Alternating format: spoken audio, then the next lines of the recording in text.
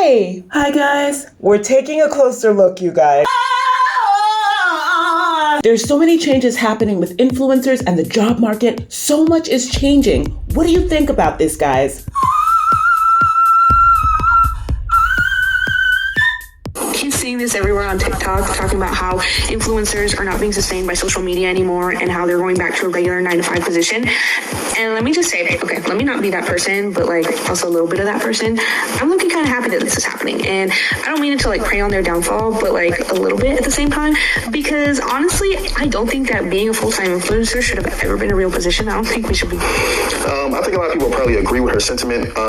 See, the issue that I think a lot of people have with content creators is when they try to rub it in, regular working class people faces that when they think they're above the regular working class people, like, oh, why do you have a 9-to-5 and you need to be your own boss and all this nonsense, when in reality it's not realistic or practical for everyone to have their own businesses. Not to mention that most businesses, even if they have some short-term success, ultimately wind up closing down. Like I said, again, I always thought it was a much smarter approach to do content creation part-time and then have a full-time income. So again, like I said, you're not operating from a point of desperation when it comes to content creation and just literally putting out anything for views. Giving like famous people the amount of fame and money that they have, but that's just my own personal opinion.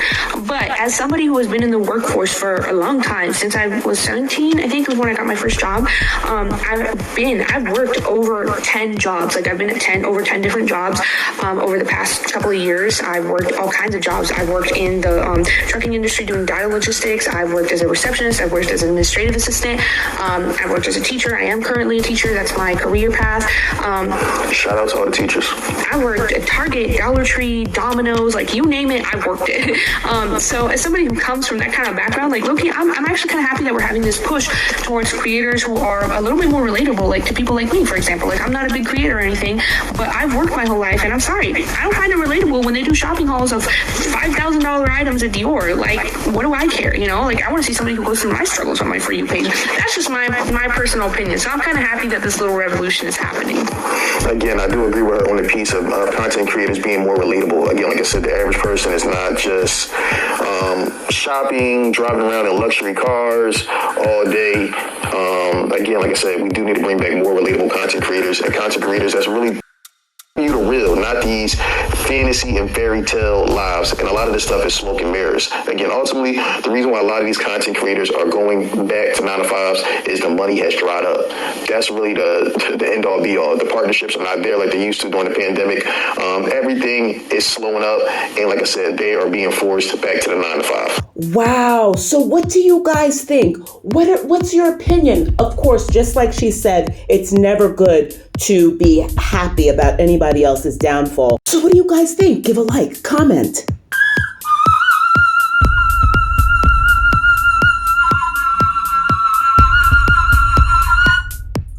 Yes, guys, check some of our other videos to see more on that polyphonic singing. But you guys, what do you think about all of this? What do you think about what you saw in the videos today? And we're asking people all over the Finger Lakes and beyond, what are your thoughts? Do you like our inclusion of AI? Do you like our commentary? Do you like the models? Do you like, what are your thoughts? We're asking people all over the Finger Lakes, upstate New York, and beyond. What are your thoughts, you guys? By the way, there are so many who think, yes, go for it. Don't focus on statistics. Don't focus on what other people are saying. Go for your dreams. It is something that you can make real. Go for it. Don't be held back.